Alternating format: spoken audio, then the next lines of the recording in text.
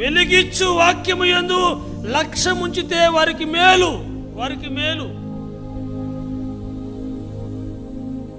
లక్ష్యముంచకపోతే కీడు. నువ్వేదో కీడు వస్తాను అనుకుంటావు, భయపెడతారు లోకంలో. కీడేమి రాదు. దేవుని ధర్మాన్ని పాటించకపోతే వస్తుంది కీడు, అంతేకాని లోక ధర్మాన్ని పాటించకపోతే కీడు ఎలా వస్తుంది? మనం ఆరాధించే దేవుడు అబద్ధికుడు కదా, కొన్ని దాచిపెట్టేసాడు, కొన్ని మన దగ్గర చేయిపెట్టడం లేదా? చెప్పండి, ఆయన మోసగాడా, వంచుకుడా? భూమి ఆకాశములు గతించినా గతించిపోతాయి. చూసారా, ఆయన మాట గతించదు.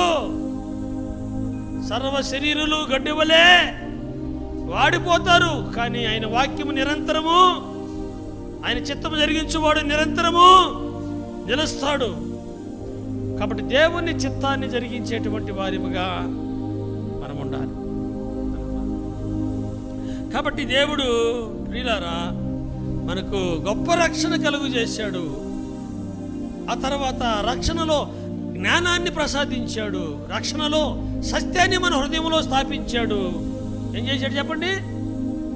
సత్యాన్ని స్థాపించాడు. అందుకే మనుషులు ఎంతమంది బంధువులు చుట్టాలు గుమ్ముగూడి చెప్పండి, ఇంట్లో ఎవరన్నా ప్రభు దగ్గరకు పోయినారనుకోండి, ఆ తర్వాత బంధువులు వచ్చేస్తారన్నమాట. బంధువులు కాదు, వారిలో దూరం వస్తాయి చీకట్లు వచ్చి